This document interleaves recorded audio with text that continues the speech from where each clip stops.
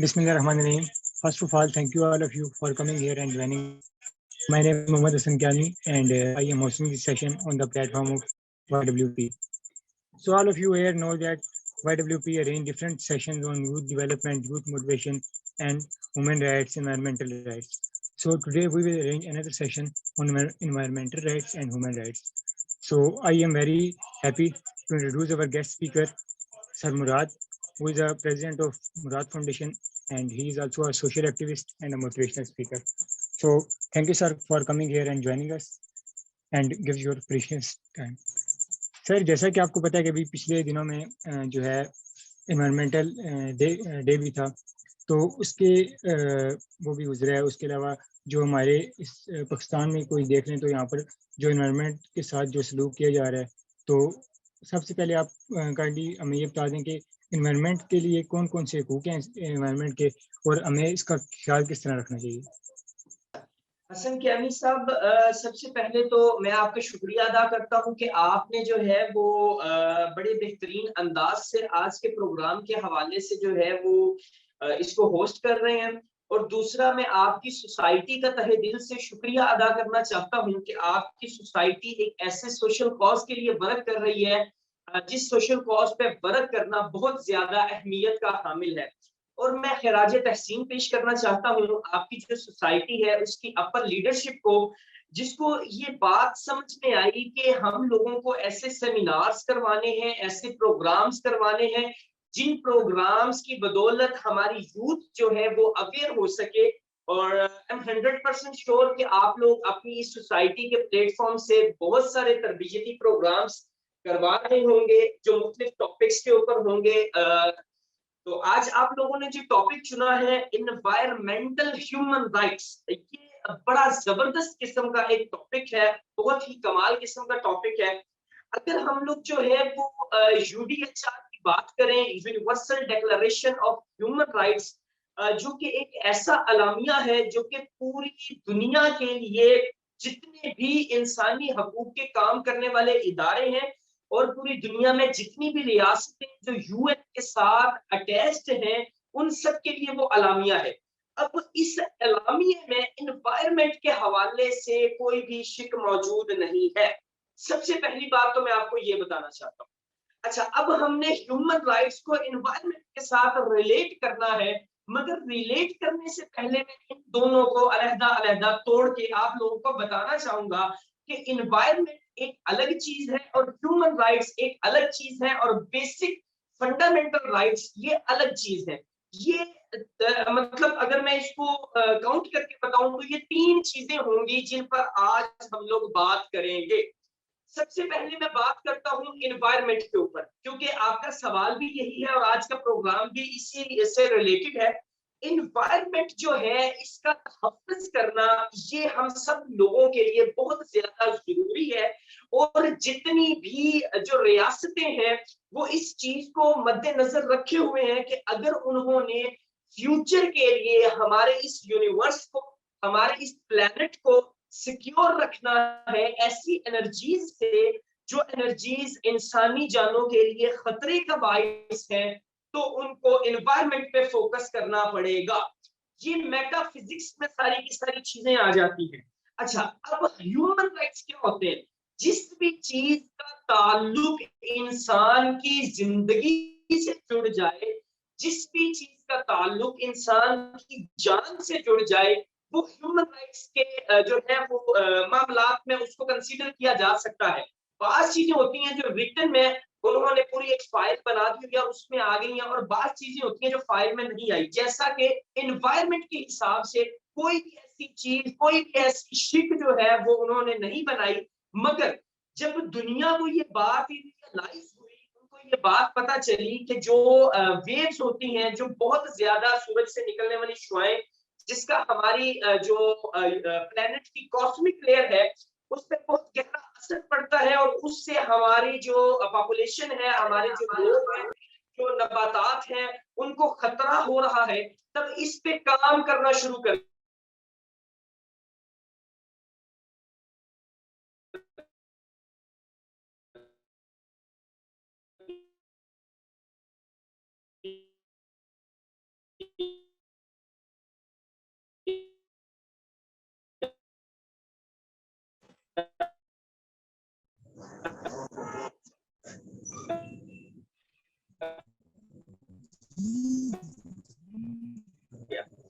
अब इस पे को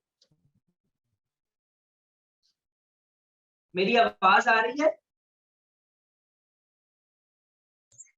जी सर आ रही है, वो बीच में बस थोड़ी सी इंटरप्ट हो गई थी, अब ठीक आ हाँ, रही है। वो असल में ना कॉल आ रही है, अगर इस वक्त कोई आवाज का कोई मसला बने तो वो मैं कॉल डिस्कनेक्ट कर दूंगा, तो इंशाल्लाह ताला दोबारा से जो है वो 10-20 सेकंड में चीजें जो है वो रिकवर हो जाएंगी।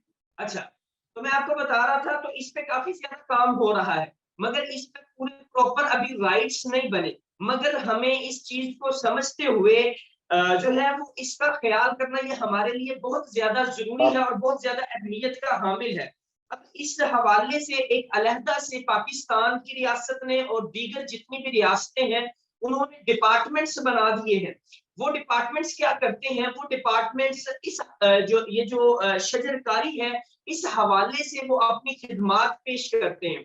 अब शजरकारी के ऊपर बहुत ज्यादा जोर दिया जा रहा है, शजरकारी के ऊपर यूथ को एंगेज किया जा रहा है, यूथ के लिए ऐसे सेमिनार्स करवाए जा रहे हैं गवर्नमेंट सतह पे कि यूथ जो है वो जितने ज्यादा से ज्यादा पार्टिसिपेट कर सकती है ये पौधे लगाने में या इस तरह के मामलात में, वो इसको करे। क्यों? क्योंकि जितनी ज्यादा जो है वो शजरकारी होगी उतना ही उस रियासत का जो टेम्परेचर है वो सूरज की शवाओं से बचा रहेगा। अच्छा, अब नौजवानों को इस बात की तरबियत तो दी जा रही है, नौजवान इस चीज में बहुत ज्यादा आगे भी है, मगर यहाँ पे हमें कुछ और चीजों पे भी काम करना है। ये बेसिक हल नहीं है कि नौजवानों को सिर्फ इस बात की आगाही दे दी जाए कि वो एनवायरनमेंट पे फोकस करें और शजरकारी मुहिम का हिस्सा बने।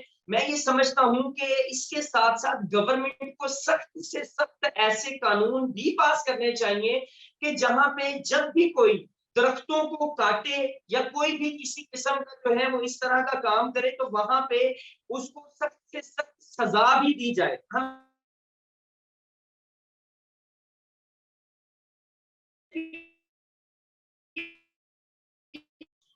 अवेयरनेस सर डिस्टॉर्शन हो रही है आपकी आवाज में।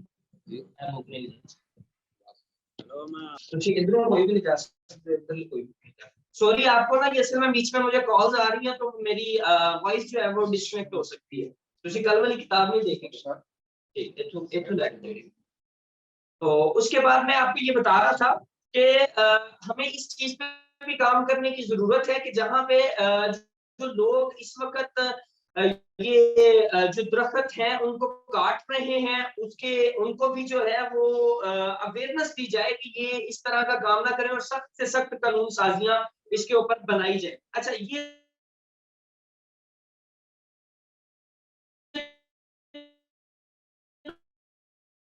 अब आ जाते हैं ह्यूमन राइट्स के ऊपर। ह्यूमन राइट्स जो है ये दो तरह के होते हैं, एक तो होता है ह्यूमन राइट्स और एक होते हैं फंडामेंटल राइट्स। ह्यूमन राइट्स जो होते हैं वो इंसान के हकूक होते हैं और जो फंडामेंटल राइट्स होते हैं वो बुनियादी इंसानी हकूक होते हैं।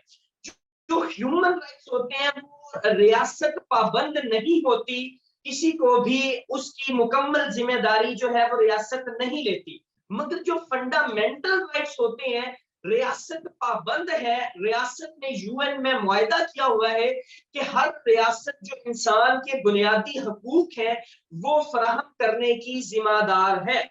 अच्छा, अब जो ये बुनियादी हकूक है ये 8 से 28 आर्टिकल है जो यूडीएचआर, इस मुआहदे का नाम यूडीएचआर है, universal declaration of human rights. इसमें 8 से 28 बुनियादी आर्टिकल्स हैं।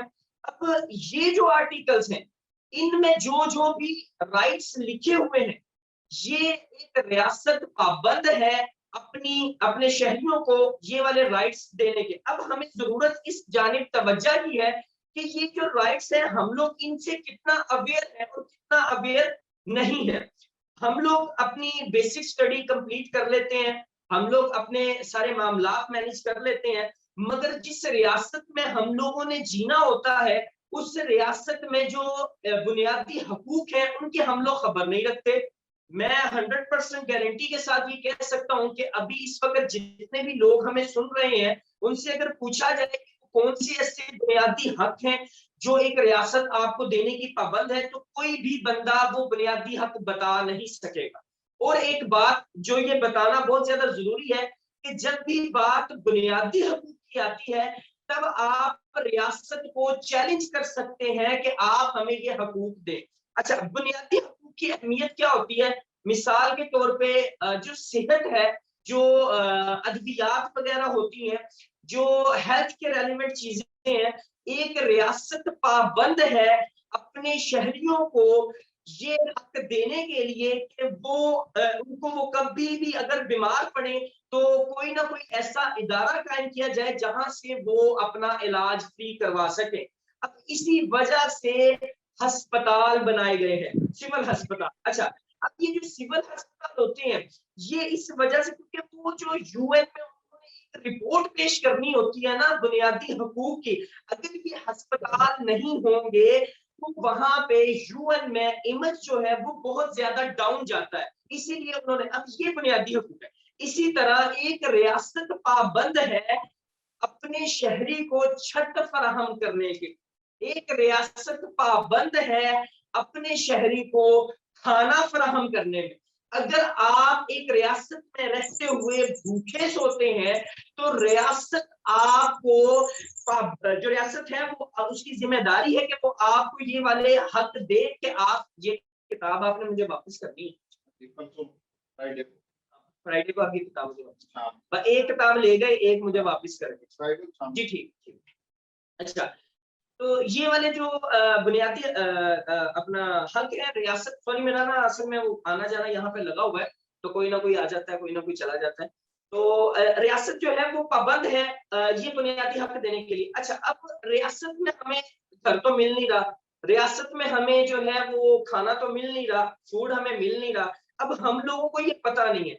और हकीकी बात ये है कि आप रियासत पर केस भी कर सकते हैं। एक रियासत पर केस हो सकता है इस मामले में कि उसने अपने शहरियों को ये बुनियादी हक नहीं दिए। अच्छा, अब जो ये डिक्लेरेशन है, मैं आप सब लोगों को जरूर रेकमेंड करूंगा कि आप लोग ये डिक्लेरेशन जो है इसको जरूर पढ़िएगा। ये जब हमारा सेशन मुकम्मल होगा, अभी ये सारे के सारे 8 से 28 जो बुनियादी आर्टिकल्स हैं उनको बताना यहाँ पे मतलब वो बहुत ज्यादा हमारा लंबा सेशन हो जाएगा, इसको मैं कम कर रहा हूँ। और आप लोगों को ये बात बताना जरूरी है कि ये पढ़ना हमारे लिए बहुत ज्यादा अहम है, क्योंकि अगर हम इस चीज की अवेयरनेस ले लेंगे तो हम लोग बड़ी आसानी से अपने मामलात को बेहतर तरीके से समझ सकेंगे। तो ये हम लोगों ने उर्दू में पीडीएफ इसका बनाया हुआ है। सेशन के एंड पे मैं जो आपकी सुपीरियर लीडरशिप है उनको पीडीएफ शेयर कर दूंगा। जितने भी यहाँ पे पार्टिसिपेंट्स हैं वो सारे के सारे उस पीडीएफ से जो है वो इस्तेफादा हासिल कर सकते हैं। अच्छा, ये जो बेसिक फंडामेंटल राइट्स हैं वो 8 से 28, और उसके बाद जो ह्यूमन राइट्स हैं वो तो लातादाद, मतलब ह्यूमन राइट्स किसी भी चीज को ह्यूमन राइट्स बनाया जा सकता है। मिसाल के तौर पे जैसे कानून साजी होती है, आप लोग थिंक टैंक बैठते हैं और बैठ के सोचते हैं कि यार हमें जो है वो ये चीजें करनी है, ये जो है मफादे आमा के लिए ये कानून बनना बहुत ज्यादा जरूरी है। तो आप जो है वो उसकी रिकमेंडेशन करते हैं कानून साज असेंबलियों में, वहां पे कानून पास होते हैं और ये चीजें बन जाती हैं। और ह्यूमन राइट्स पे आपको अगर वो राइट मिले या ना मिले इसकी रियासत पाबंद नहीं है, मगर जो बेसिक फंडामेंटल राइट्स हैं उसमें रियासत जो है वो पाबंद है आपको वो तमाम चीजें देने में जो आपका बुनियादी हक है। अच्छा, एक और चीज, हमें ना इसकी अहमियत का अंदाजा नहीं है, ह्यूमन राइट्स की अहमियत का अंदाजा नहीं है। हम लोग समझते हैं कि बेसिक तालीम जो है उसी पे जस्ट हम लोग फोकस करें और उसी पे हम लोग जो है वो अपनी सारी जिंदगी बसर करें। हम लोग 16 साल लगा देते हैं सिर्फ और सिर्फ बेसिक तालीम मुकम्मल करने में, मगर हम लोग इस तरह की ट्रेनिंग्स अटेंड नहीं करते जहां पे आपको ये बताया जा रहा है कि जब आप अपनी बेसिक स्टडी मुकम्मल कर लोगे उसके बाद जब आपने माशरे में प्रैक्टिकल लाइफ में आना है तब आपको बहुत सारी प्रॉब्लम्स जो है वो फेस करना पड़ेगा। बहुत सारी सर्कमस्टेंसेस आप पर ऐसे आएंगे कि आप एकदम से जिच हो जाओगे, आप एकदम से बदसन हो जाओगे। बहुत सारे ऐसे आपके लीगल काम होंगे जो आपके काम नहीं होंगे, मगर वहां पे अगर आप लोगों को ह्यूमन राइट्स की अवेयरनेस है, आपको पता है कि ये आपके राइट्स हैं, तब आप इजीली उन चीजों को एक्सेस कर लोगे। अभी बेसिक तालीम हम लोग मुकम्मल कर लेते हैं, हम लोग जो है वो अपनी डिग्री भी मुकम्मल कर लेते हैं। डिग्री मुकम्मल करने के बाद जब हम किसी यूनिवर्सिटी में जॉब के लिए अप्लाई करते हैं, वहां पे जो है सिलेक्शन मेरिट बेस पे नहीं होती, मेरिट बेस पे नहीं होती, अपने चाहने वाले जो होते हैं उनको नवाज दिया जाता है, और ये सरासर ह्यूमन राइट्स की वायलेशन है। अब अगर वहां पे एक स्टूडेंट ऐसा जिसको अपने राइट्स की खबर है, उसको पता है कि यार इन्होंने ये जो सिलेक्शन की है ये मेरिट बेस्ड सिलेक्शन नहीं है, वो वहां पे मुतलका एडमिनिस्ट्रेशन में उनकी इंक्वायरियां लगवा सकता है।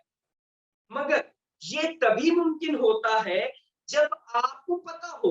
मतलब हम लोग जो है वो इंसानी हकूक के तहफ़्फ़ुज़ की बात तो करते हैं, या इंसानी हकूक के तहफ़्फ़ुज़ के फ़रोग़ की बात करते हैं, या हम लोग इंसानी हकूक के अवेयरनेस की बात करते हैं। तो मेरा भाई तहफ़्फ़ुज़ तो बात की बात है ना, पहले उसकी खबर होना बहुत ज्यादा जरूरी है। अगर हमें इंसानी हकूक की खबर होगी तो हम लोग इजीली ऐसे इदारों से अपने लीगल काम करवा इदारों से काम करवाते हुए हमें खौफ आ जाता है। जिन इदारों से काम करवाते हुए हम लोग परेशानी का शिकार हो जाते हैं। हमें लगता है कि यार इनके सामने अगर हल्का सा ऊंचा भी बोल दिया ना, तो हम जो है वो एकदम से नीचे आ जाएंगे। तो ये तो जब तक हमें इंसानी हकूक की खबर नहीं होगी, हम लोग बेहतर तरीके से जो है वो माशरे में अपना लिविंग स्टैंडर्ड जो है, अपना जो लिविंग स्टाइल है उसको हम लोग सेट नहीं कर पाएंगे। हाँ, हम लोगों को दबा दिया जाए। अगर तो आप लोग ये चाहते हैं कि जैसी जिंदगी चल मुकम्मल करो, जॉब के लिए दर-बदर धक्के खाओ, और अगर आपको वहां पे आपके मेरिट पे जॉब नहीं मिलती तो चुप करके बस बैठ जाओ और किसी मौजज़े का इंतजार करो कि कभी कोई मौजज़ा होगा, मुझे जॉब मिलेगी और मैं अपनी लाइफ में सेट होगा, तब तो मेरा भाई आपको ट्रेनिंग अटेंड करने की जरूरत नहीं है।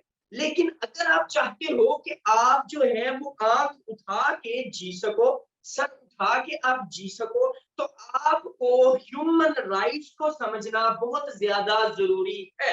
क्योंकि हमें लाइफ में बहुत सारे ऐसे इदारों में काम पड़ता है जिन इदारों से हम लोग घबराते हैं, मगर ह्यूमन राइट्स की हमें खबर होगी तो हम वहां पे घबराएंगे नहीं। वहां पे हम लोग सबसे पहले अदबन रिक्वेस्ट करेंगे। जो ह्यूमन राइट्स को जानने वाला होता है, जिसको ह्यूमन राइट्स की खबर होती है, वो सबसे पहले अपना काम लीगल जो है वो करवाने के लिए एक रिक्वेस्ट करता है। रिक्वेस्ट के बाद अगर उसका काम नहीं होता तो ह्यूमन राइट्स को जानने वाला बहुत बेहतरीन अंदाज से जानता है कि उसकी गर्दन पकड़ के काम कैसे करवाना। मैं ये बात बड़ी जो है वो जिम्मेदारी से कह रहा हूं कि हम सब लोगों ने अपनी लाइफ में जब प्रैक्टिकल फील्ड में आना है तो हमें जिंदगी वैसी नहीं मिलनी जैसी हम लोग जिंदगी के बारे में गुमान करते हैं, जैसा हम लोग जिंदगी के बारे में सोचते हैं। नहीं, जिंदगी हमारे ख्यालात से मुख्तलिफ होने वाली है, जिंदगी हमारी सोचों से मुख्तलिफ होने वाली है। हमने सोचा होगा कि यार डिग्री मुकम्मल कर लेंगे, उसके बाद एक अच्छी जॉब मिल जाएगी और हम अपनी लाइफ को खूब सेट कर देंगे और लाइफ मजे से जो है वो बाकी स्पेंड होगी। नहीं भाई, जिंदगी में आपकी सोचों के उल्ट बहुत सारी चीजें होने वाली है। आप जाओगे अपनी डिग्री लेके, आगे से आपको रिजेक्ट कर दिया जाएगा। आप रिजेक्शन की वजह तलाश करने की कोशिश करोगे, वो आपको कहेंगे नहीं भाई आप मेरिट पे पूरा नहीं उतरते। अब मेरिट पे आप पूरा नहीं उतरते, कुछ ही दिन के बाद आप अखबार में पढ़ोगे कि यार जहां आप जॉब लेने के लिए गए थे वहां पे सब सीट्स फुल हो गई है और इन बंदों को हायर कर लिया गया है, और उनकी सीवी जो है वो आपकी सीवी का मुकाबला किसी सूरत कर नहीं सकती थी। वहां पे आपके पास ऑप्शन होंगी, या तो आप बात वही घूम के आती है, या तो मुआवजे का इंतजार करो कि जिंदगी में कोई मुआवजा होगा, जैक लगेगा। अगर तो जैक वाली लाइफ गुजारनी है फिर ठीक है, फिर सब चल रहा है, चलने दो। अगर जैक वाली लाइफ नहीं गुजारनी तो फिर इन चीजों को समझो मेरा भाई। बाज दफा आपको अपने हक के लिए आंख दिखानी पड़ेगी। बार दफा आपको अपने हक के लिए दूसरों को बताना पड़ेगा कि भाई उलझो मत, उलझोगे तो मैं ये चीजें जो है वो कर सकता हूँ। अब होता क्या है हमारी लाइफ में कि उलझने के लिए या अपना हक लेने के लिए जिस इल्म की जरूरत होती है वो इल्म भी हमारे पास नहीं होता। तो जब वो इल्म ही हमारे पास नहीं होगा तो हम हक के लिए आवाज कैसे बुलंद करेंगे, क्योंकि आवाज के बुलंद करने का ताल्लुक आगाही से है और आगाही हमें है नहीं। क्यों? क्योंकि हमारे एजुकेशन सिस्टम ने सिर्फ हमें एक ही चीज सिखाई है और वो चीज हमें ये बताई है कि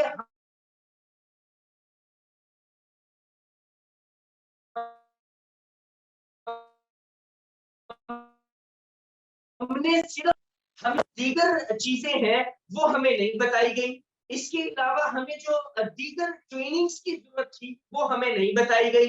हमें सिर्फ और सिर्फ बेसिक स्टडी के ऊपर जो है वो फोकस करवाया गया, जबकि बहुत सारी ऐसी ट्रेनिंग वर्कशॉप्स थी जिनको अटेंड करना हमारे फ्यूचर के लिए बहुत ज्यादा जरूरी है। मिसाल के तौर पे ये जो सोसाइटी है, जिस सोसाइटी के तहत ये सारा प्रोग्राम ऑर्गेनाइज किया जा रहा है, मैं बिलीव करें, मैं सल्यूट पेश करता हूँ, मैं सल्यूट करता हूँ कि यार ये ऐसी लीडरशिप है जिसको पता है कि ट्रेनिंग की अहमियत क्या है। अगर आप अपनी लाइफ में आगे बढ़ना चाहते हैं, अपनी लाइफ में पीक परफॉर्मेंस तक जाना चाहते हैं, तो आपको ट्रेनिंग्स की अहमियत से आगाह होना पड़ेगा। टाइम मैनेजमेंट की ट्रेनिंग्स है, पीक परफॉर्मेंस की ट्रेनिंग है, Meta and Milton six model की ट्रेनिंग है, पावर ऑफ फोकस की ट्रेनिंग है, ऑब्जेक्शन हैंडलिंग की ट्रेनिंग है।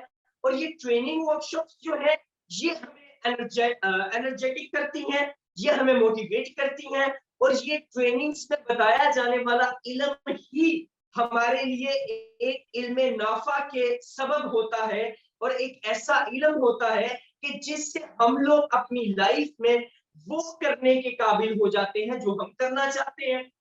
एक बात मैं वाज़ेह तौर पे आज आप लोगों को बताना चाहता हूँ, वो ये है कि हम लोगों ने ना अपनी लाइफ में बहुत सारे ख्वाब देखे होंगे कि मुझे अपनी लाइफ में ये करना है, मुझे अपनी लाइफ में वो करना है, मुझे अपनी लाइफ में यहाँ जाना है, मुझे अपनी लाइफ में ये बनना है, वो बनना है। मैं आज बड़ी जिम्मेदारी से और बड़े चैलेंज से ये बात आपको कहता हूँ कि अगर आपने सिर्फ बेसिक स्टडी में ही फोकस किया तो आप वो सब कभी नहीं कर पाएंगे। क्यों? क्योंकि आप डिग्री तो ले लेंगे, डिग्री लेने के बाद आपको कहीं पे कोई जॉब मिल जाएगी 40-50 हजार रुपए की या लाख 1.25 लाख रुपए की, आपको जॉब मिल जाएगी, मगर वो पीक सक्सेस आपको नहीं मिलेगी जिस पीक सक्सेस तक आपने जाने का गुमान किया हुआ है। वो पीक सक्सेस क्यों नहीं मिलेगी? क्योंकि आपने अपने ब्रेन को उस पीक सक्सेस के लिए प्रोग्राम ही नहीं किया। आपने पावर ऑफ फोकस की ट्रेनिंग नहीं ली, आपने लीडरशिप स्किल की ट्रेनिंग नहीं ली, आपने कम्युनिकेशन स्किल की ट्रेनिंग नहीं ली, आपको ये भी नहीं पता कि सामने से कोई ऑब्जेक्शन आ जाए तो उस ऑब्जेक्शन को आपने हैंडल कैसे करना है। अब अगर आप माशरे को जरा ऑब्जर्व करें तो आपको बहुत सारे ऐसे लोग मिलेंगे जिनकी तालीमी काबिलियत जो है वो मास्टर्स है, मगर उनको कह दिया जाए कि यार यहाँ पे खड़े होकर इन लोगों को आपने 15 से 20 मिनट के लिए जो है वो किसी भी टॉपिक पे बात करनी है और उनसे बात नहीं होती। इसकी क्या वजह है? कम्युनिकेशन स्किल की ट्रेनिंग नहीं। ट्रेनिंग्स को अटेंड करना बहुत ज्यादा जरूरी है और बहुत ज्यादा अहमियत का हामिल है, वरना अगर हम ये ट्रेनिंग्स अटेंड नहीं करेंगे हमें वो चीजें नहीं पता चलेंगी, वो इल्म हमें नहीं मिलेगा जिस इल्म से हम लोग अपनी लाइफ में सक्सेसफुल हो सकते हैं। हम लोग गलत इल्यूजन से अपने ब्रेन को प्रोग्राम करते चले जाए। क्यों? क्योंकि माशरे में बहुत सारी चीजें हमें नेगेटिव वे में प्रोग्राम कर रही हैं, हमारे ब्रेन को प्रोग्राम कर रही हैं। बहुत सारे ऐसे मिथ हमारे जहन में बनाए गए हैं, बहुत सारी ऐसी हमें स्टोरीज सुना दी गई हैं जिन स्टोरीज ने हमारे इनर पोटेंशियल को इतना वीक कर दिया है, इतना वीक कर दिया है कि हम लोग जो है वो अपनी लाइफ में सक्सेस जो पाना चाहते हैं उसको पा नहीं पाते। क्यों? क्योंकि गलत स्टोरीज हमारे ब्रेन को प्रोग्राम कर रही है, और स्टोरीज जो है वो बहुत ताकत रखती है। फॉर एग्जाम्पल मैं यहाँ पे एक स्टोरी शेयर करता हूँ। वो आप में से बहुत सारे लोग ऐसे होंगे जिन्होंने वो कछुए और खरगोश वाली स्टोरी सुनी है। अब इस स्टोरी ने हमारी नौजवान नस्ल का बेड़ा गर्क कर दिया पकड़ के। अब वो स्टोरी क्या है? वो स्टोरी कहती है कि एक कछुआ था, वो एक खरगोश के पास आया, आके बोला, अरे भाई खरगोश, मुझे तेरे साथ रेस लगानी है। कछुआ बोला, भाई तू मेरे साथ रेस नहीं लगा सकता। सॉरी, कछुआ खरगोश को बोला, मुझे तेरे साथ रेस लगानी है। खरगोश बोला, भाई तू मेरे साथ रेस नहीं लगा सकता। कछुए ने कहा, नहीं भाई, मुझे तो तेरे साथ रेस लगानी। खरगोश ने कहा, तू मेरे साथ रेस नहीं लगा सकता। कछुए ने कहा, नहीं भाई तू रेस लगा मेरे साथ। खरगोश ने कहा, चल ठीक है यार, लगा ले। पॉइंट जो था वो तय हो गया। खरगोश दौड़ा, कछुआ चला। खरगोश दौड़ा, कछुआ चला। खरगोश दौड़ते दौड़ते दौड़ते काफी आगे पहुंच गया, और उसने वहां पे पहुंच के पीछे मुड़ के देखा। उसने कहा, चल कछुआ जो है वो नहीं आ रहा, मैं थोड़ी देर के लिए आराम कर लेता हूँ।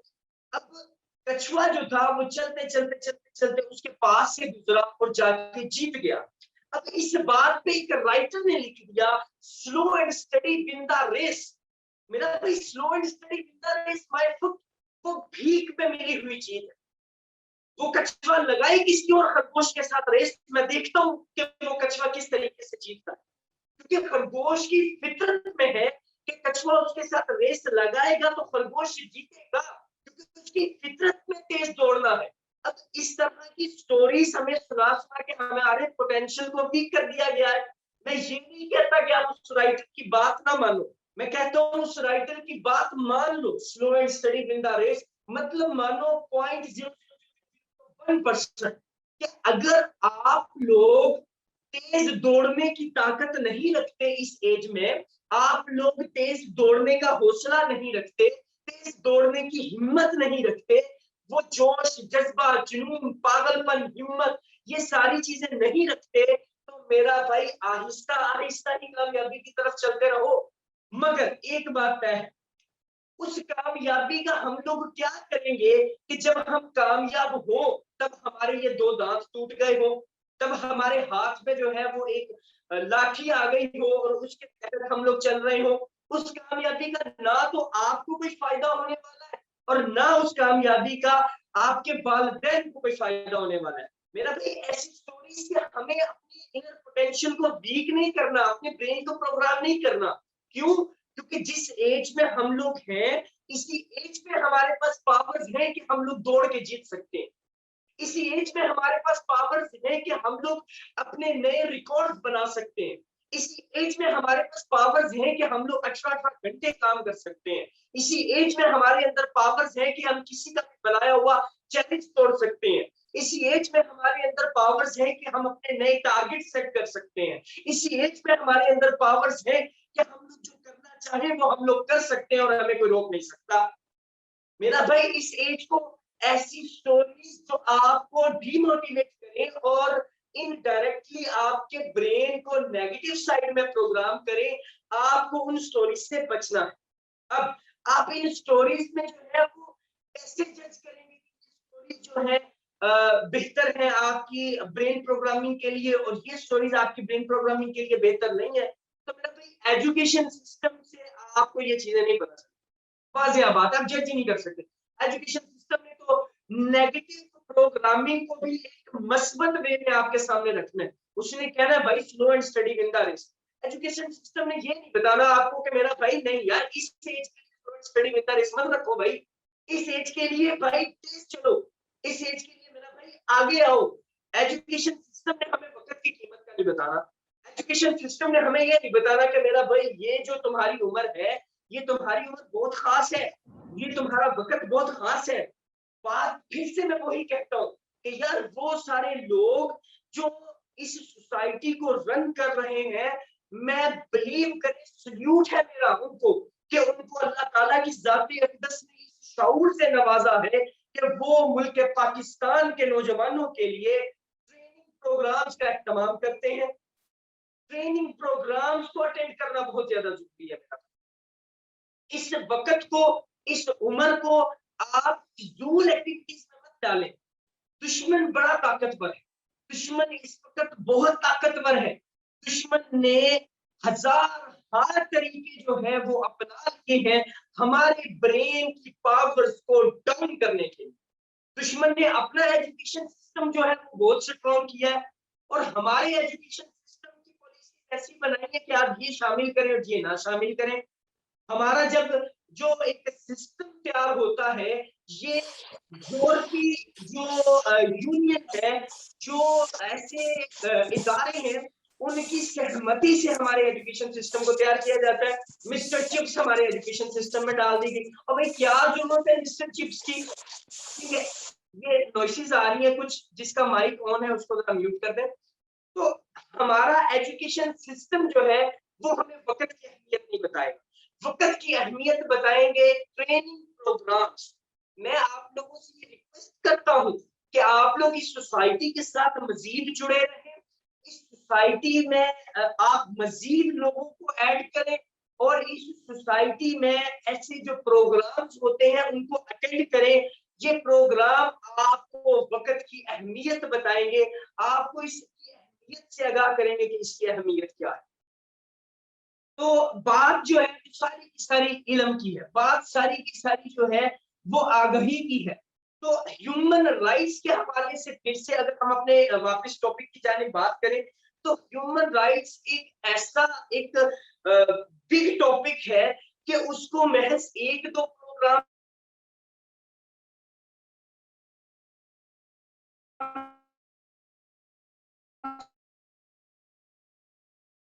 में जो है वो हम लोग सीरीज के तहत चीजों को लेके चल सकते हैं।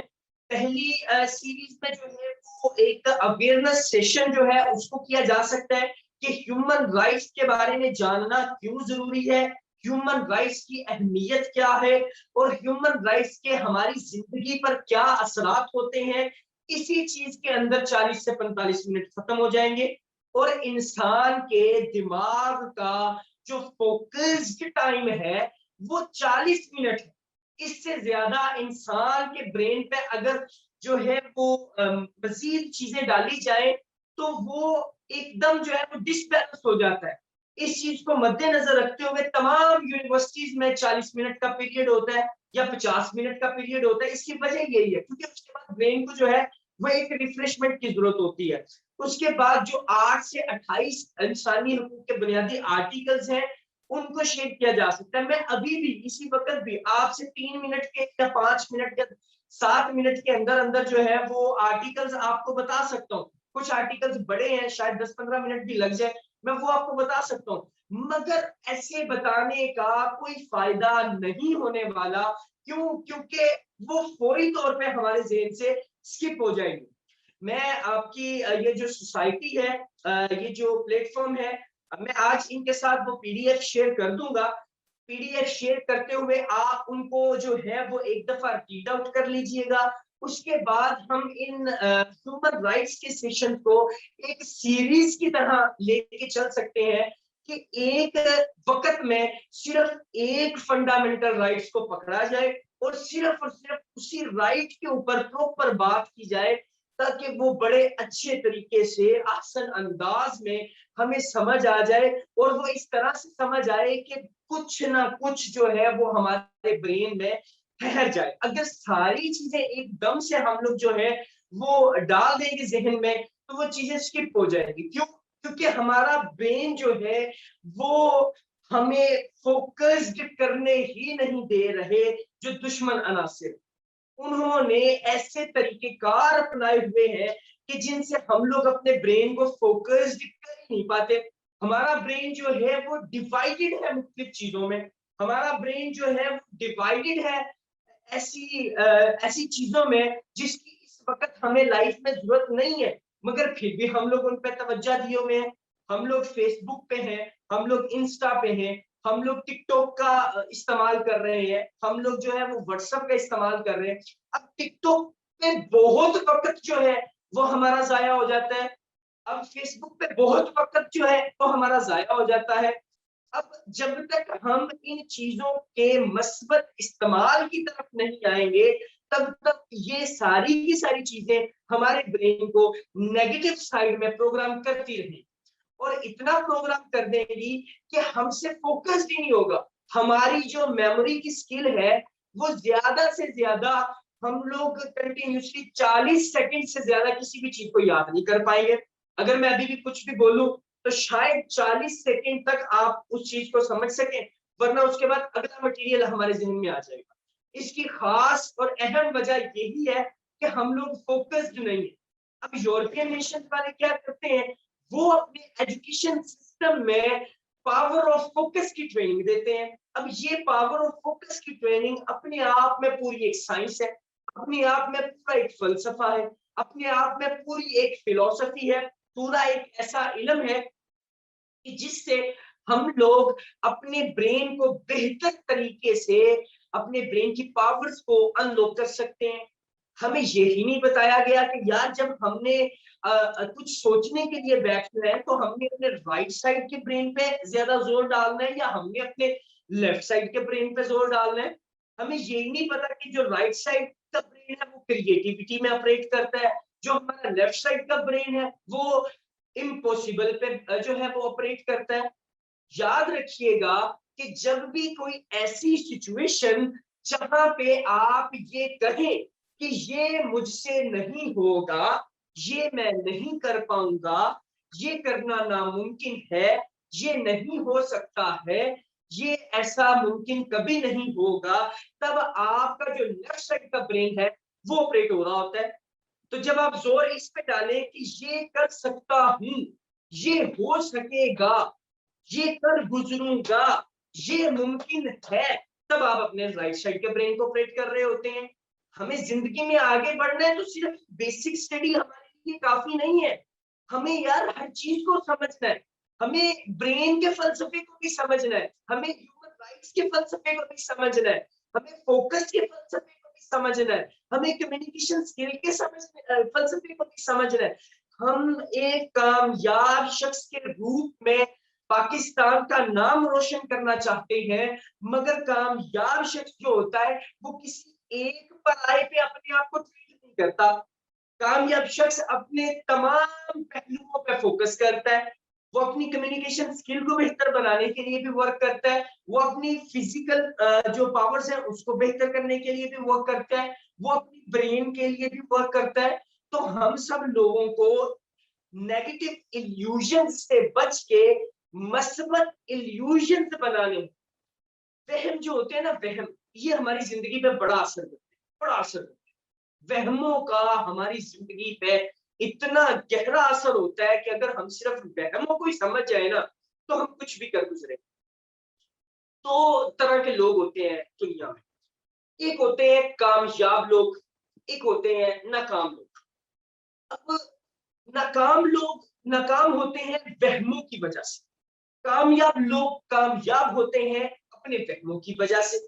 अब नाकाम किसी भी बंदे के पास आप जाओ जिसने अपनी जिंदगी में कामयाब होना ही नहीं है, उस बंदे के पास जाओ और उससे जाके पूछो कि मेरा भाई तुम्हारे पास डिग्री तो थी, तुम्हारे पास वो कागज का टुकड़ा था जिसके लिए तुमने 16 साल गुजार दिए, मगर तुम अपनी लाइफ में कामयाब क्यों नहीं हो पाए?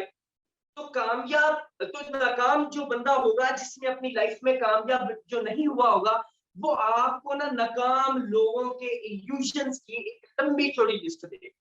वो आपको कहेगा भाई मैं कामयाब इस वजह से नहीं हो पाया कि मेरे रिश्तेदार अच्छे नहीं थे, मैं कामयाब इस वजह से नहीं हो पाया कि माशरा अच्छा नहीं है, मैं कामयाब इस वजह से नहीं हो पाया कि मेरे दोस्त अच्छे नहीं थे, मैं कामयाब इस वजह से नहीं हो पाया कि मेरे अपने ही मेरी टांगे खींचते थे, मैं कामयाब इस वजह से नहीं हो पाया कि मेरी तकदीर और किस्मत में कामयाब होना लिखा ही नहीं था, मैं कामयाब इस वजह से नहीं हो पाया कि मैं मिडिल क्लास घराने से ताल्लुक रखता हूँ, मैं कामयाब इस वजह से नहीं हो पाया कि मुझे कामयाब होने का कोई मौका नहीं मिला।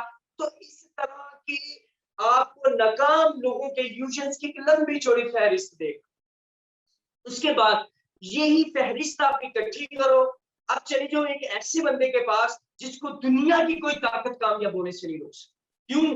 क्योंकि उसके जो वहम है वो कामयाब लोगों वाले वहम, आप उसको जाके एक नाकाम बंदे के सारे वहम चिपका दो। आप उसको जाके कहो, अरे भाई बात सुन मेरी, तूने डिग्री मुकम्मल तो कर ली है मगर तू कामयाब नहीं हो पाएगा। वो आगे से मुस्कुराएगा और पूछेगा, क्यों भाई, क्यों कामयाब नहीं हो पाऊंगा? आप उसे वही वाला नाकाम बंदे वाला इल्यूजन चिपकाओ। उसे को, यार तुम कामयाब इस वजह से नहीं हो पाओगे कि तुम्हें कामयाब होने का कोई मौका ही नहीं मिलेगा। क्यों? क्योंकि तुम मिडिल क्लास बैकग्राउंड से बिलोंग करते हो और मौके जो है वो अपर क्लास वाले जो होते हैं उनके लिए होते हैं, मिडिल क्लास वाले जो है उनके लिए मौके नहीं होते। तो वो आगे से आपको कहेगा मुस्कुराता हुआ कि भाई मैं नाकाम बंदों की तरह बैठ के मौके का इंतजार नहीं करूंगा, मैं चल के किसी मौके के पास जाऊंगा और अगर वो मौका मुझे कामयाब नहीं बनाएगा तो मैं किसी और मौके के पास जाऊंगा। अगर वो मौका मुझे कामयाब नहीं बनाएगा मैं किसी और मौके के पास जाऊंगा, किसी और अपॉर्चुनिटी के पास जाऊंगा। अगर वो अपॉर्चुनिटी मुझे कामयाब नहीं बनाएगी मैं किसी और अपॉर्चुनिटी के पास जाऊंगा। वो अपॉर्चुनिटी मुझे कामयाब नहीं बनाएगी मैं कहीं और जाऊंगा, वहां पे कामयाब नहीं होऊंगा मैं कहीं और जाऊंगा। और मैं तब तक नहीं रुकूंगा और अपने सफर को जारी रखूंगा जब तक मैं कोई एक ऐसी अपॉर्चुनिटी ढूंढ ना लूं जो मेरी जिंदगी में मुझे कामयाब बनाए। मैं रुकने वाला नहीं हूं। ये इल्यूजन, वहम उसका भी है, वहम इसका भी है। इसका वहम इसको कामयाबी की तरफ लेके जाएगा, उसका वहम उसको नाकामी की तरफ लेके जाएगा, उसके इनर पोटेंशियल को रोक देगा। फिर आप उसको कहो कि भाई तुम कामयाब नहीं हो सकते, वो पूछेगा क्यों नहीं हो सकता भाई? आप उसे कहो भाई तुम इस वजह से कामयाब नहीं हो सकते कि तुम मिडिल क्लास बैकग्राउंड से बिलोंग करते हो, तुम गरीब के बच्चे हो और गरीब का जो बच्चा होता है वो अपनी लाइफ में आगे नहीं बढ़ सकता। गरीब के बच्चे ने गरीब ही पैदा होना होता है, गरीब ही रहना होता है और गरीब ही मर जाना होता है, तुम कामयाब नहीं हो सकते। तो वो आगे से मुस्कुराएगा, मुस्कुराता हुआ फिर आपको जवाब देगा कि मेरा भाई दुनिया में ऐसी हजारों मिसालें हैं, दुनिया में ऐसे हजारों लोग हैं जो गरीब घराने से ताल्लुक रखते थे मगर उन्होंने अपनी लाइफ में मेहनत की है, उन्होंने अपनी लाइफ में काम किया है और वो अपनी लाइफ में आगे बढ़े हैं। हजारों मिसालें पड़ी हैं दुनिया की रिकॉर्डेड हिस्ट्री में। तो मेरी मेहनत अगर सच्ची होगी, मेरी लगन अगर सच्ची होगी, मेरा जज्बा अगर सच्चा होगा, मेरा जोश अगर सच्चा होगा, मेरा जुनून अगर सच्चा होगा, मेरा मंजिल को पाने का पागलपन अगर सच्चा होगा तो मैं भी कामयाब होऊंगा। अब वो भी वहम था, ये भी वहम है। फिर उसके बाद एक तीसरा वहम चिपका दो उसके माथे पे, उसे आपको ना ना ना ना ना भाई तू कामयाब नहीं हो सकता। वो आगे से आपको कहेगा भाई क्यों नहीं कामयाब हो सकता? अब उसे कहो भाई तुम इस वजह से कामयाब नहीं हो सकते क्योंकि तुम्हारी किस्मत में कामयाबी नहीं लिखी। वो पूछेगा भाई तकदीर और किस्मत में कामयाबी नहीं लिखी, क्यों नहीं लिखी भाई? वो कहेगा भाई गरीबों की जो किस्मत होती है ना वो उसकी किस्मत में कामयाबी नहीं लिखी होती। तो वो आगे से भाई आपको कहेगा कि मेरा भाई मैं अपनी जिंदगी में मेहनत इतनी ज्यादा करूंगा, अपनी जिंदगी में एफर्ट्स इतनी ज्यादा करूंगा, मैं अपनी जिंदगी में काम इतना ज्यादा करूंगा, मैं अपनी जिंदगी में मेहनत इतनी लगन से करूंगा कि एक वक्त आएगा कि तकदीर और किस्मत खुद मेरे सामने आएगी और आके मुझसे पूछेगी कि बता तू क्या चाहता है? तू 1 लाख रुपया एक महीने का कमाना चाहता है, मैं तुझे 1 लाख रुपया एक महीने का कमा के देती हूँ।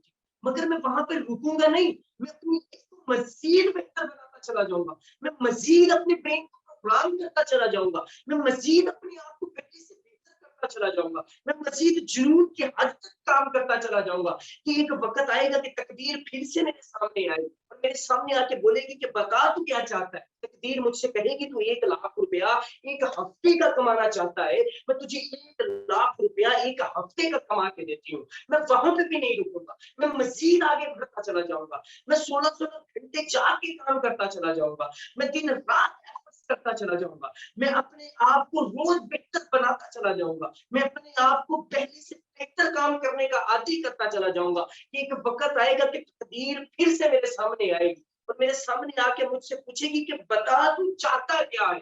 तो 1 लाख रुपया एक दिन का कमाना चाहता है, मैं तुझे 1 लाख रुपया एक दिन का कमा के देती हूँ। तो 1 लाख रुपया 1 घंटे का कमाना चाहता है, मैं तुझे 1 लाख रुपया 1 घंटे का कमा के देती हूँ, तू यूं ही अपने आप को बेहतर करता चला चल, तू यूं ही अपने आप को पहले से बेहतर बनाता जा, तू यूं ही हार्ड वर्क करता चला जा, तू यूं ही अपने फोकस को अपनी मंजिल की जानिब लगाता चला जा, और मुझे बता तू चाहता क्या है, मैं तुझको तेरी चाहत के हिसाब से कमा के दूंगा। अब मेरा भाई देखो, उसके वहम, वो भी उसके वहम है, ये वहम, ये भी उसके वहम है, उसके वहम उसको कामयाबी की जानिब लेके जाएंगे, इसके वहम इसको नाकामी की जानिब लेके जाएंगे।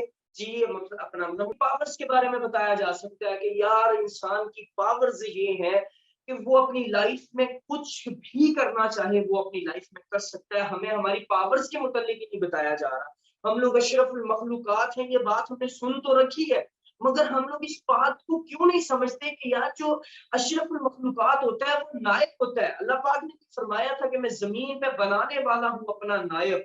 तो इंसान जो है वो नायब है, और जो नायब होता है उसके पास पावर्स होती हैं, जो नायब होता है उसके पास अथॉरिटीज होती हैं, जो नायब होता है उसके पास इख्तियारात होते हैं, जो नायब होता है उसके पास ताकतें होती हैं। तो भाई क्यों नहीं हम उन चीजों को समझे, फिर भी हम भिखमंगों की तरह क्यों अपनी जिंदगी जी रहे हैं। ये तब तक समझ में नहीं आया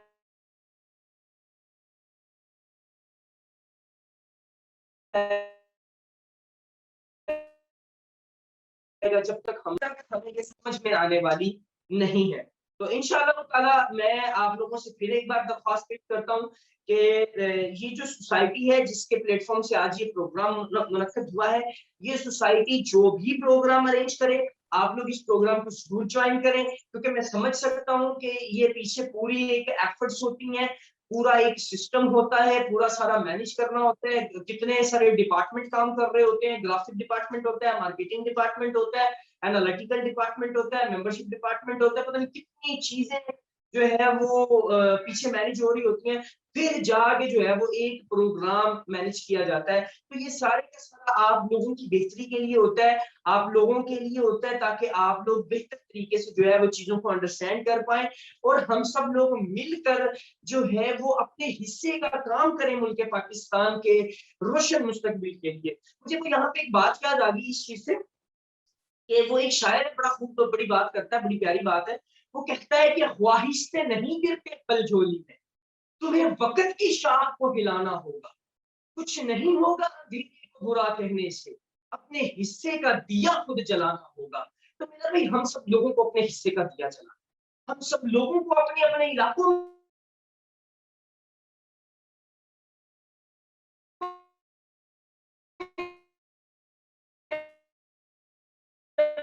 अपने हिस्से का दिया जलाता है ना, उसको खुद जलना पड़ता है। और अगर आप लोग जलने के लिए तैयार हो ना, तो इस सफ़े हस्ती पे आपका नाम बाकी रहेगा, इस सफ़े हस्ती पे लोग आपको याद रखेंगे। क्यों? क्योंकि आप जले हैं, आप जले हैं लोगों के नफे के लिए, आप जले हैं लोगों के लिए आसानियां पैदा करने के लिए।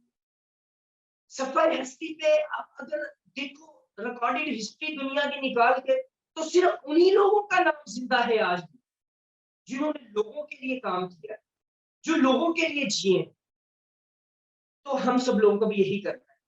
आज के प्रोग्राम के हवाले से किसी भी किस्म का कोई भी सवाल है वो आप पूछ सकते हैं, और मेरी एक आदत है, मैं ये कभी नहीं कहता कि सिर्फ प्रोग्राम के हवाले से सवाल किया जाए, नहीं, मैं ये आप लोगों को कहता हूं कि लाइफ के जिस भी पहलू में आपको प्रॉब्लम है, लाइफ के जिस भी फेज में आपको मुश्किल आ रही है, जो चीज आपको समझ नहीं आ रही, वो किसी भी चीज के रेलेवेंट कोई भी सवाल, किसी भी किस्म का कोई भी सवाल है, चाहे वो आपके एजुकेशनल करियर के हवाले से है, चाहे वो आपके प्रैक्टिकल करियर के हवाले से है, वो किसी भी हवाले से है, आप उसका सवाल पूछ सकते हैं। सिर्फ आज के टॉपिक के हवाले से नहीं, कुछ भी आप पूछना चाहें, किसी भी किस्म का कोई भी आपका सवाल है, वो आप सवाल कर सकते हैं।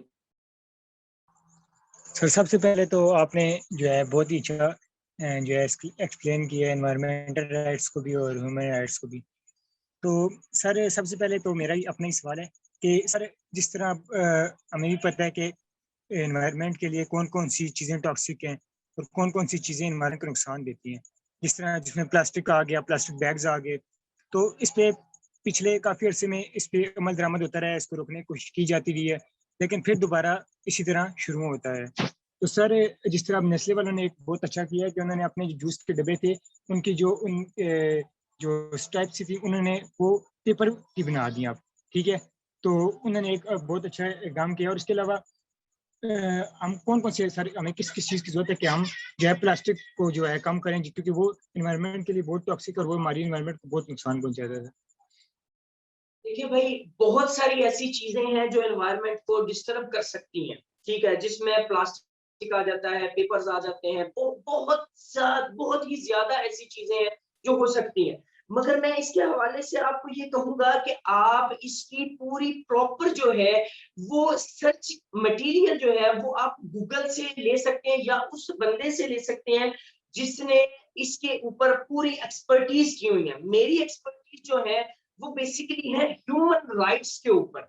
राइट्स के हवाले से मैंने आपको ये बताया कि ये जो एनवायरनमेंट का सारा सिस्टम है, ये भी जो है एक इंसानी हक है और हम सब लोगों को दूसरों के लिए भी जो है इन चीजों को इसका ख्याल करना है। और हमें वो जो हमें हुकूमत ने बताई है चीजें कि ये प्लास्टिक जो है वो अपना कचरा, अपना कूड़ा, अपना क्रिकेट या जो भी चीजें होती हैं, हमें उन चीजों को जो है वो एक वेस्टेज वाली जो प्लेस है वो वहां पे रखना है। और वो सारी हम अगर वो चीजें करेंगे तो हम लोग उसको कर सकते हैं। मगर इसकी जो टेक्निकल चीजें हैं वो आपको वो ही बंदा बता सकता है जिसकी इस पे एक्सपर्टीज है।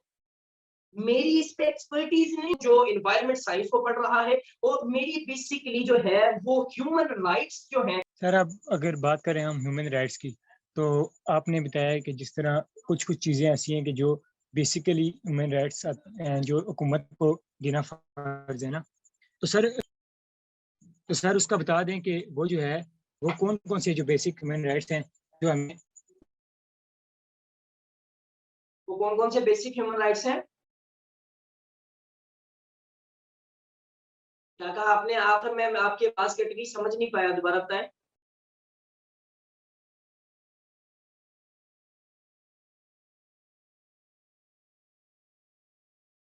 मेरी आवाज आ रही है? जी आवाज आ रही है।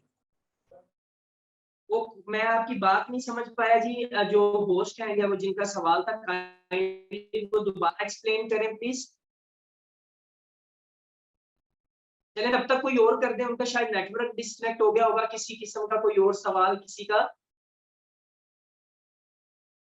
ह्यूमन राइट्स के हवाले से या लाइफ के किसी एस्पेक्ट के हवाले से या किसी और फील्ड के हवाले से, या बंदा कुछ करना चाह रहा हो और उसको वो कह रहे हो कि भाई तुम नहीं कर सकते, या ये वो सारा कुछ किसी फील्ड के हवाले से, कोई ब्रेन के हवाले से।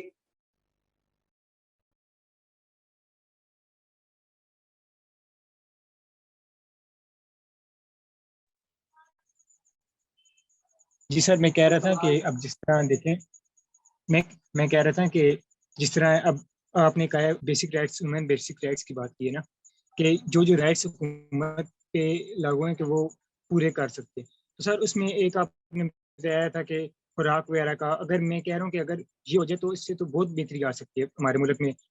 इससे काफ़ी सारे लोगों को शेल्टर दिया जा सकता है। उसमें उसमें अगर काफ़ी सारे लोगों की भूख मिटाई जा सकती है। कुछ लोग, कितने सारे लोग हैं जो भूख से मर रहे हैं। तो इस पे, इन राइट्स पे ना ही कभी अमल दरामद हुआ है पहले, ना भी हो रहा है। तो मतलब कि इसमें पाकिस्तान की हिस्ट्री में ऐसे हुआ है, कितने सारे लोग जो हैं हजारों तादाद में जो भूख से मार देते हैं, कितने सारे गरीब लोग हैं। सर इस पे मतलब कि बहुत सारी सेमिनार्स होते हैं, बहुत सारी बातें होती है, लेकिन सर अमल 0% होता है सर। बहुत भाई सारी अमल रैलियां करवाना निकलती किसने है प्यारे? अमल हम लोगों ने ही तो करवाना है। ये लोग राइट्स बने हुए हैं,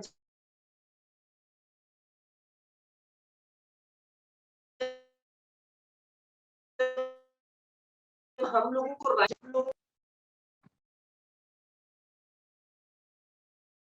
जब हम लोगों को ही इन चीजों का नहीं पता तो हम लोग कैसे करेंगे? हम लोगों ने तो आवाज उठानी है। मिसाल है, जिस तरह मैंने आपको बोला, ह्यूमन राइट्स के हवाले से आपने बोला कि यार हम लोगों को जो है वो करना चाहिए प्लास्टिक और ये वो सारा इस तरह करके जो है अब जो है वो हमें अवेयरनेस देनी चाहिए और ये वो सारे काम करने चाहिए। अब ये एक इंसानी बुनियादी हक है कि इंसानों को या किसी भी रियासत के शहरियों को ये हक हासिल है कि वो मफादे आमा के लिए कोई भी अमल कर सकते हैं। आप जो है किसी फैक्ट्री के खिलाफ आवाज उठाते हैं और वो आपकी आवाज दबाई जाती है, वहां पे एक्शन लिया जा सकता है कि क्यों भाई इनकी आवाज क्यों बंद की जा रही है भाईजान, क्यों? क्योंकि आप सब लोग हम लोगों ने मिलकर आवाज उठानी है, वरना ये चीजें बनी हुई हैं। बात वही है कि आवाज उठाने से पहले हमें पता तो हो कि ये चीज मौजूद है और इस पे आवाज उठाई जा सकती है। अब जो एक रियासत की जिम्मेदारी है कि ना भूख वाला तो मैंने आपको बता दिया, खाना फराहम करना रियासत की जिम्मेदारी, ये ऑन रिकॉर्ड वीडियो में बात कर रहा हूँ। खाना फराहम करना एक रियासत की जिम्मेदारी है और इलाज मुआवजे के लिए सहूलियात फराहम करना एक रियासत की जिम्मेदारी है में आता है, और रहने के लिए छत फराहम करना बुनियादी हक है और ये एक रियासत के जिम्मे आता है। इसी तरह और भी बहुत सारे हकूक हैं जो मैं पीडीएफ फाइल आप लोगों के साथ शेयर करता हूँ अभी जैसे ही हमारा सेशन एंड होता है। तो मतलब ये वो हक है जो आपको देना एक रियासत की जिम्मेदारी है। अब मिसाल है आपको ये बात पता चल गई है और मेरा भाई उठो ना, हिम्मत करो, रियासत ने आपको घर नहीं दिया तो रियासत पे केस ठोको।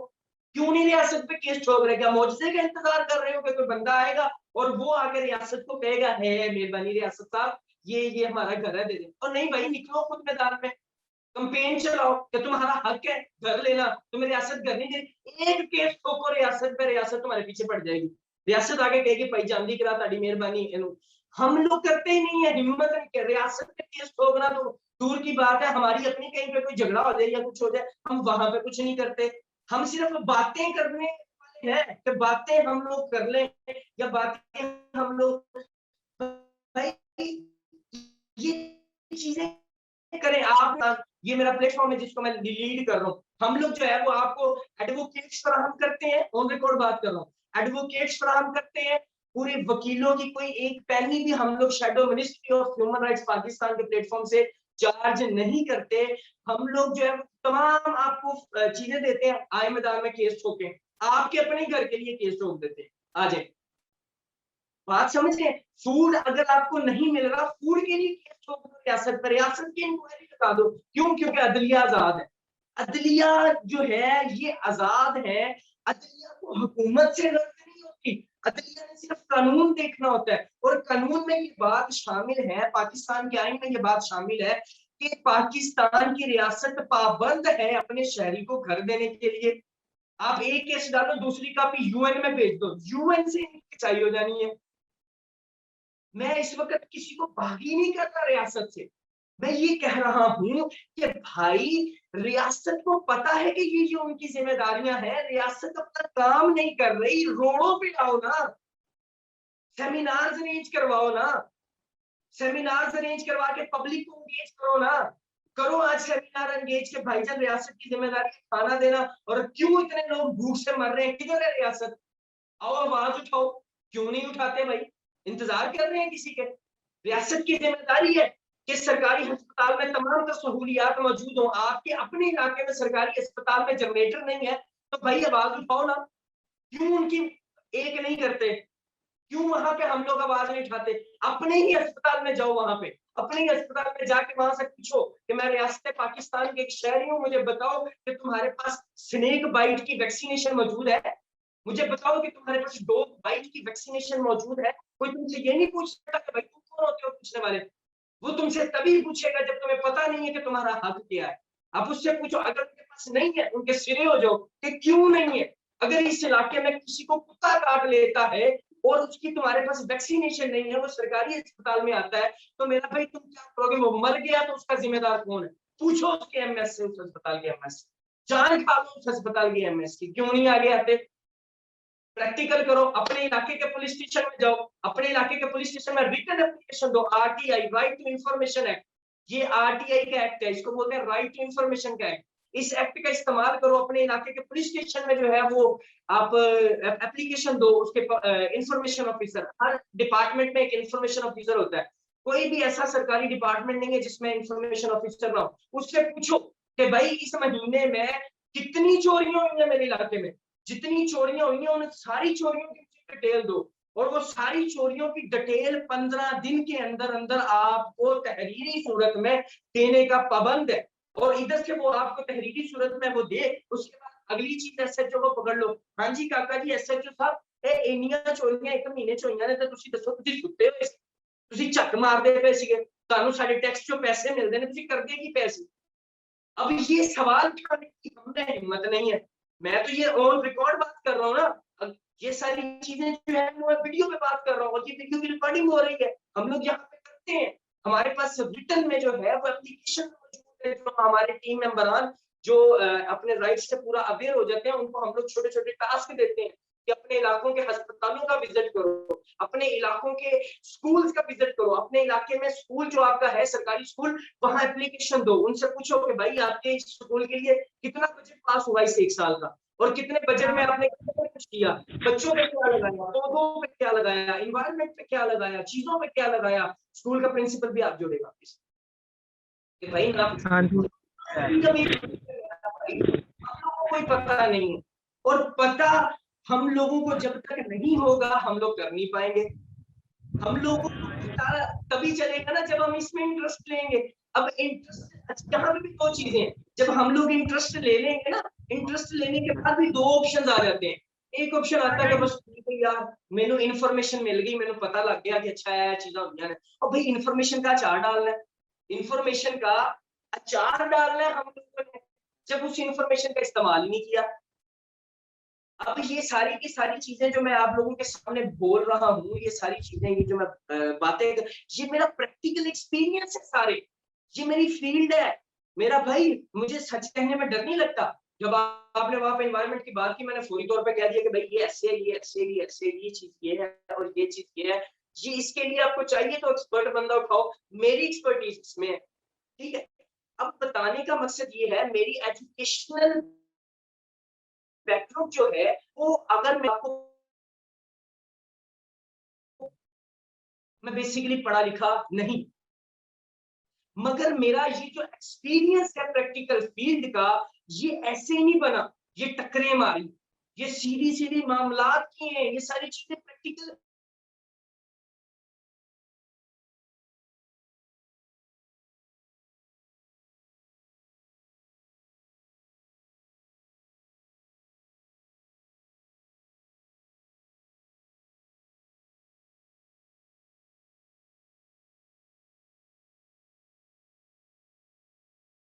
चीजें ये मुझे सिर्फ और सिर्फ ट्रेनिंग से मिली है, बेसिक तालीम मेरी नहीं है, मगर अल्हम्दुलिल्लाह अल्हम्दुलिल्लाह कोई 15 से 20 यूनिवर्सिटीज होंगी जहां पे मैं जाके बच्चों को सेल्फ हेल्प के ऊपर ट्रेनिंग दे के आया हूँ। जहां पे मैं जाऊँ मुझे बुलाते हैं, हम लोग वहां पे ट्रेनिंग दे के, तालीम तो मेरी नहीं है, ये क्यों बुला लेते हैं, क्यों? क्योंकि प्रैक्टिकल एक्सपीरियंस मेरा भाई, मैदान में आना पड़ेगा, उतरना पड़ेगा, चीजें इतनी आसान नहीं है कि सिर्फ इन्फॉर्मेशन ले ली। और हाँ, अगर तो सिर्फ इन्फॉर्मेशन तक चाहिए ना, तो ये जो सोसाइटी बनी है, इस सोसाइटी के लिए इतना ही काफी था कि इनको पता चल जाता कि अच्छा यार ये ट्रेनिंग होती है कुछ, और ये ट्रेनिंग जरूरी होती है, और ये खत्म नहीं। इस सोसाइटी के जो लीडर हैं उनको ये पता था कि भाई इंफॉर्मेशन आ गई हमें, अब हमने प्रैक्टिकली भी तो करना है ना। अब वो प्रैक्टिकल पे आए हैं, और प्रैक्टिकल पे जब वो आए हैं, वो ट्रेनर्स को एंगेज करते हैं, ट्रेनर्स को एंगेज करते हैं तो ट्रेनिंग्स होती हैं, आप लोग सीखते हैं। मतलब ये सारी चीजें जो है वो इस तरह से होती हैं। जी सर, आप, मैं उम्मीद करता हूँ आपको आपके सवाल का जवाब दिया होगा। अगला सवाल सर, ये लास्ट क्वेश्चन है, ये भाई करना चाह रहे हैं। जी भाई, आप करें। जी प्लीज जरूर करें सर, जरूर करें।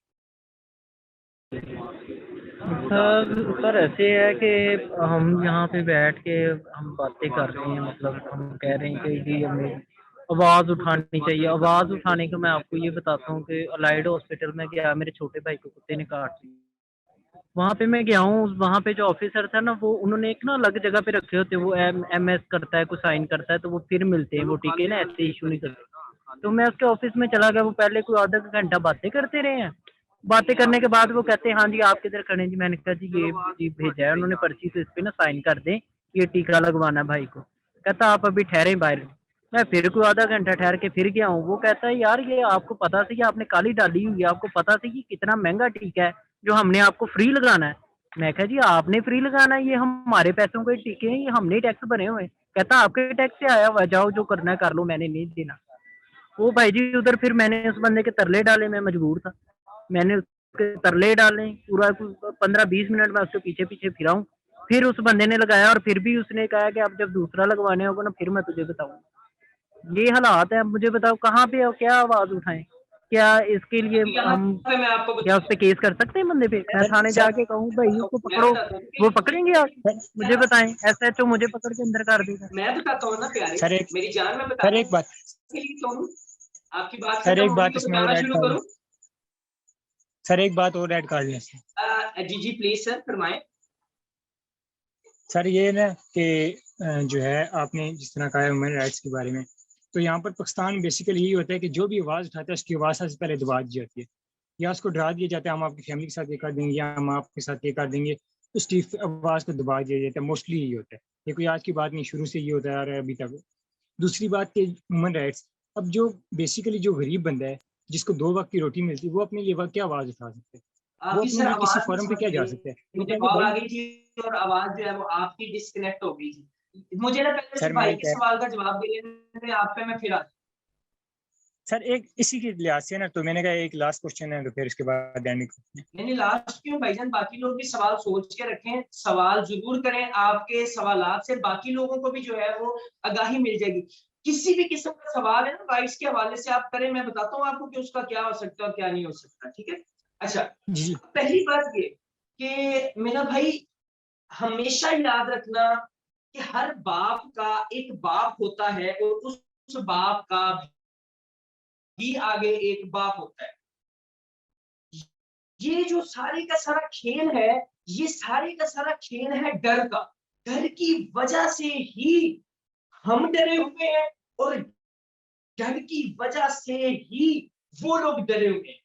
सरकारी बंदे को काबू करना इतना आसान है, इतना आसान है, इतना आसान है जैसे एक मजाक हो। मेरी बात को बड़े गौर से सुनो आप। हम लोगों के ज़हनों में क्या बैठा हुआ है कि सरकारी बंदा ओए जान खा लेगा यार, ओए वो ये कर देगा यार, वो कर देगा।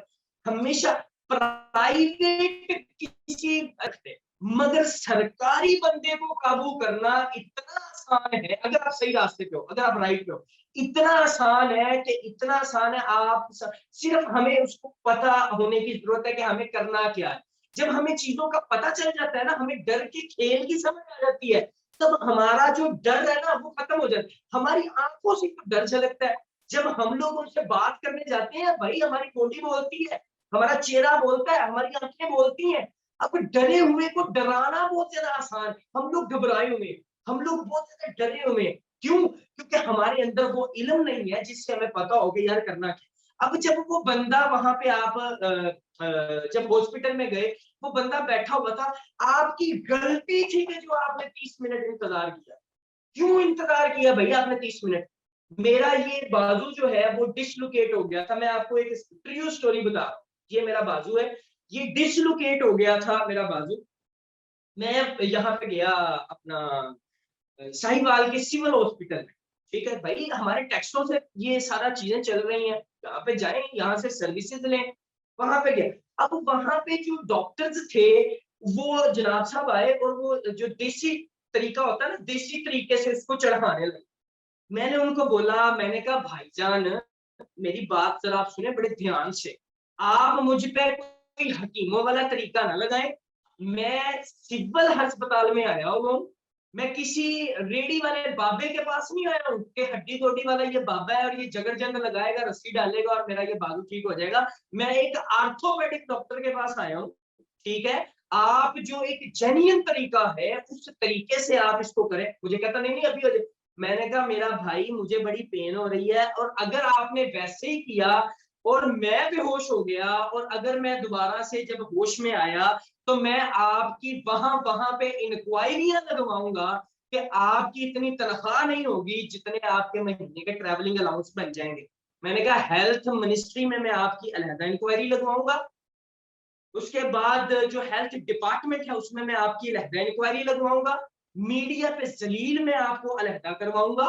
आप अपनी ड्यूटी ठीक तरीके से नहीं कर रहे, आप फौरी तौर पे एनेस्थीसिया के डॉक्टर को बुलाएं, क्योंकि एनेस्थीसिया का डिपार्टमेंट जो है वो सेपरेट होता है। एनेस्थीसिया के डॉक्टर को बुलाएं, वो मुझे बेहोश करे, बेहोश करने के बाद जो एक लीगल तरीका होता है आप उसके साथ करें। अगर आप जोर जबरदस्ती, मुझे तकलीफ हो रही है और अगर आप जोर जबरदस्ती करेंगे तो मैं, मेरा भाई, आपकी नौकरी खा भी जाऊं।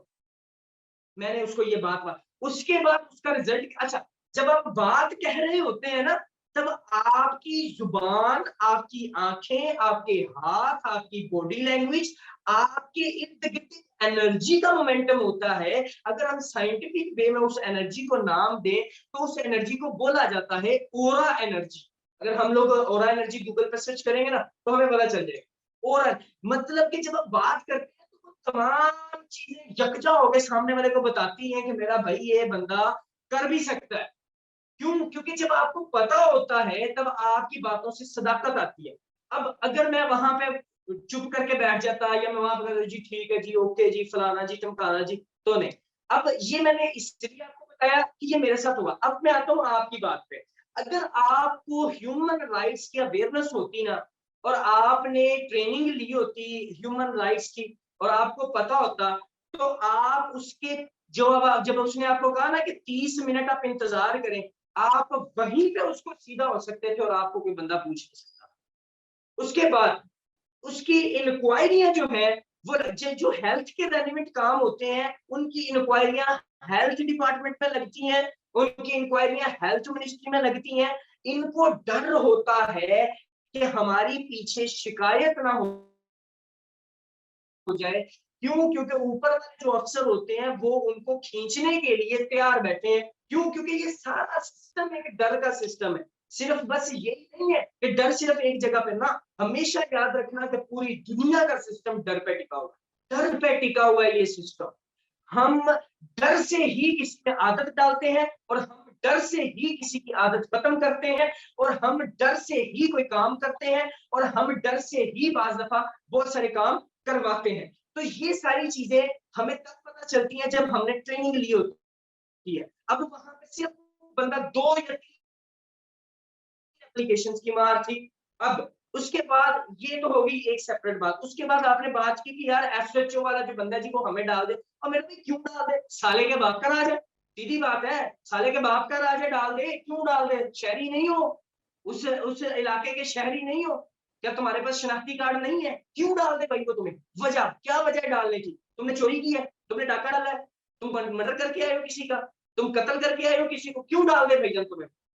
मेरा भाई, इस डर से अपने आप को निकालो कि वो ये कर देगा, वो कर देगा। और मेरा भाई, क्यों करेगा वो? अगर तुम राइट पे हो तो वो नहीं करेगा, और अगर वो करेगा उसके ऊपर फिर इंक्वायरी ठोक दो, तो फिर करेगा फिर ठोक दो। 3 इंक्वायरियां एक एसएचओ की लग जाए तो वो तफ्तीश के अंडर आ जाता है, और वो अपनी ड्यूटी से तब तक जो है वो साइड पे रहता है जब तक वो सारी चीजें उसको मुकम्मल नहीं कर लेता। ये सारी की सारी चीजें जो है ये डर पे बेस करती है मेरा भाई। अगर आप ही डरेंगे तो मेरा भाई हम कुछ कर नहीं सकेंगे। हमें अपनी लाइफ में अगर कुछ करना है तो हमें डर से निकलना पड़ेगा। अब डर, अगर हम लोग डर में ही रहे ना, हम रिस्क नहीं लेंगे, रिस्क कभी लेंगे। हमें खौफ होगा नुकसान का, हमें खौफ होगा कि नहीं होगा? हमें खौफ होगा, यार ये ना हुआ तो क्या होगा? हमें खौफ होगा, इसको कैसे कर सकते हैं? मेरा भाई ये सारी चीजें डर पे बेस्ड है। इस इंफॉर्मेशन जो है वो बहुत ज्यादा जरूरी है जी। इसके अलावा कोई और सवाल?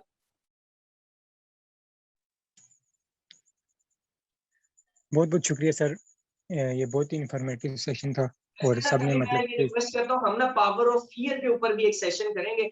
ये ना अलहदा से एक पूरी साइंस है और आपको बड़ा मजा आएगा, और आप लोग हैरान होंगे कि यार ये फियर, ये इतनी बड़ी ताकत है फियर, और ये सब खेल, ये सब तमाशा, ये सारा फियर पे बेस्ड है। और आप लोग हैरान हो जाएंगे यार पावर ऑफ फियर क्या चीज है, हमें ये पहले से पता चल जाना चाहिए था। इंशाल्लाह ताला इसमें भी सेशन इंशाल्लाह पावर ऑफ विजन भी करेंगे और ह्यूमन राइट्स भी करेंगे। मेरे काफी सारे क्वेश्चन हैं तो फिर उसी सेशन में इंशाल्लाह पूछूंगा और वही इंशाल्लाह करेंगे। इंशाल्लाह करेंगे तो फिर आज के सेशन वाइंड अप करते हैं।